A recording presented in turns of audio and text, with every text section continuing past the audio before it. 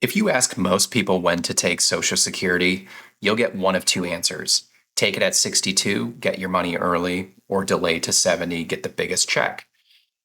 Both of those answers are solving the wrong problem. The question isn't, how do I maximize my Social Security benefit?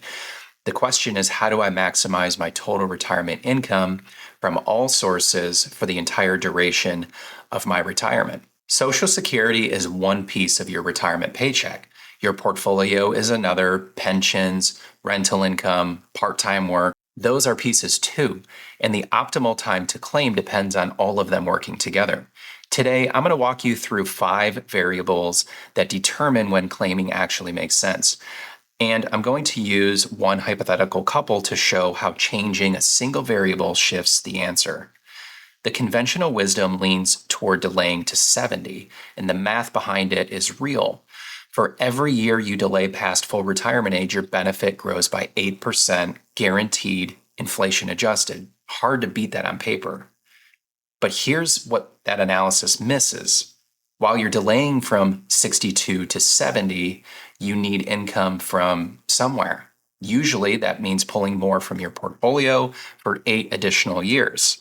So the real question isn't, is my check bigger at 70? Of course it is.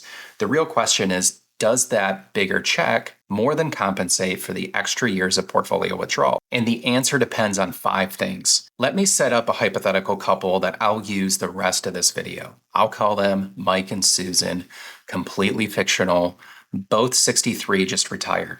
They have a $1.5 million portfolio. They spend about $85,000 a year, and they have no pension. Mike's full Social Security benefit at 67 would be about $3,000 a month. Susan's is about $1,800. No other income sources. Right now, 100% of their spending comes from portfolio withdrawals. That's a 5.7% draw rate. Not sustainable long-term without Social Security stepping in at some point. So when should they claim? Let's run through 5 variables, and I'll show you how each one changes the answer. Here's the 5. Longevity, portfolio dependency, how they're invested, future expenses, and survivor benefits. Longevity is the one everyone starts with. The break-even math says if you delay from 62 to 70, you typically need to live past 80 or 82 to come out ahead on cumulative Social Security payments. But that analysis treats Social Security in a vacuum. It doesn't account for what happened to the portfolio during those 8 years of extra withdrawals. And it doesn't factor in taxes. And it doesn't account for the fact that $1 at 65 and $1 at 85 might have different values to you. If both are in good health with family history of longevity, the math leans toward delaying for at least Mike. But longevity alone isn't enough to decide. It's one input. This is the variable that changes the answer most often. Right now, Mike and Susan are 100% dependent on their portfolio for income. Every year they delay Social Security is another year of $85,000 in withdrawals, 5.7% draw rate on a $1.5 million portfolio. That's aggressive. And every year at that rate, they're more exposed to a bad market, wiping out their cushion. In this situation, claiming early, maybe Susan at 63 or 64, Mike at 66 or 67, could reduce the portfolio draw rate to something more sustainable and protect against sequence of returns risk in those critical early years. Now change one thing, give them a $40,000 pension, and suddenly the portfolio only needs to cover $45,000 a year, a 3% draw rate. They can afford to wait. The portfolio isn't under the same pressure.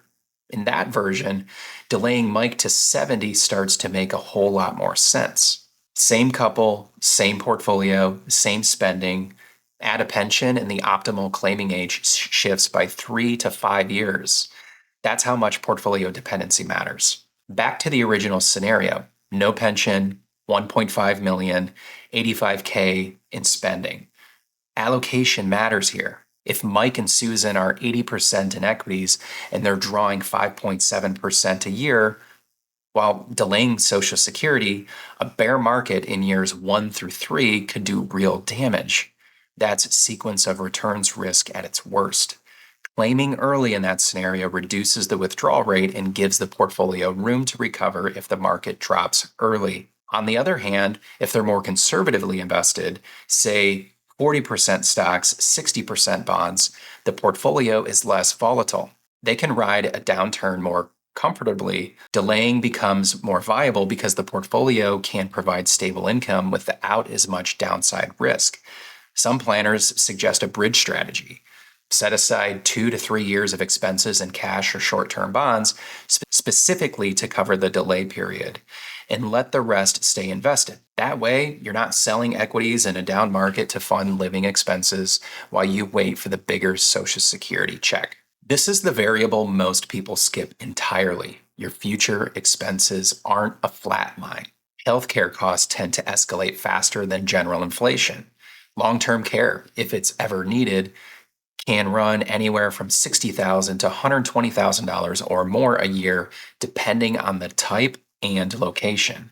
Housing transitions, downsizing, moving to a continuing care community often come with large one-time costs.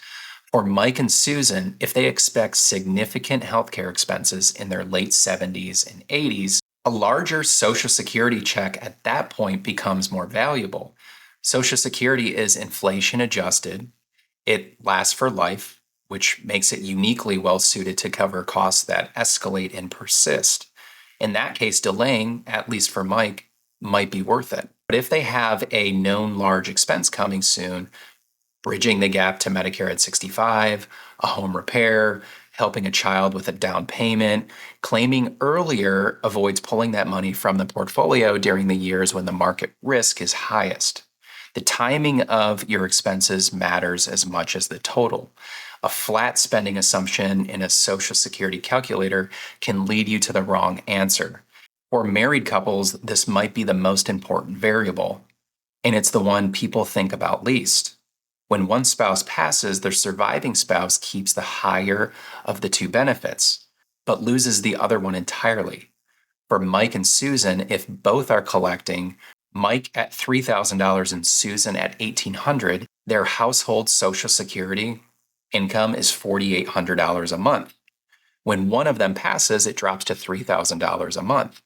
That's a 37% cut in Social Security income. But housing, utilities, insurance, property taxes, most of those don't drop by 37%. This is why the higher earner's claiming decision matters so much.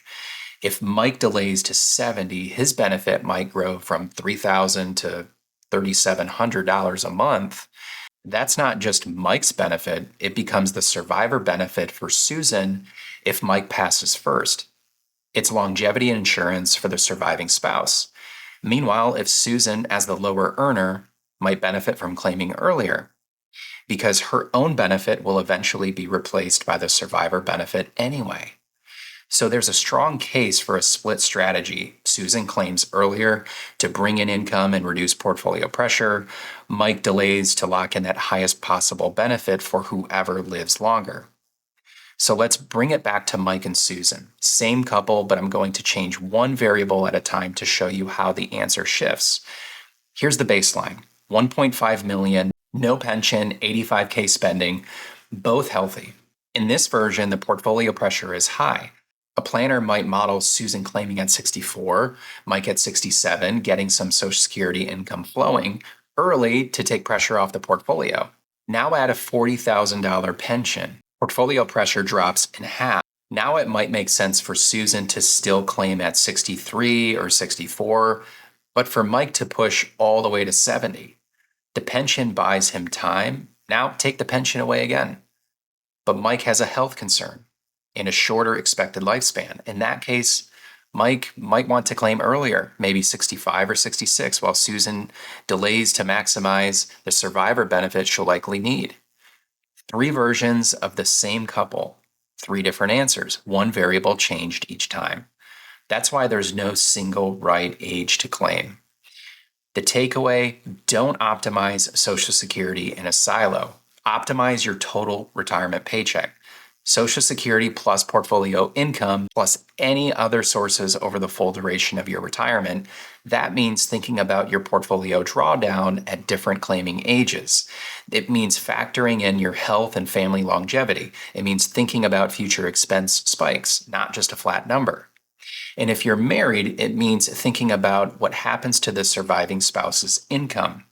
If you want to see how all of this connects to your own plan, head to secondactplan.com. That's where I put together the tools and resources to help you model exactly this kind of decision. Subscribe and like if this was useful, and if you know someone who's convinced the answer is just delay to 70 without running the full picture, do them a favor and send them this video. I'll see you in the next one.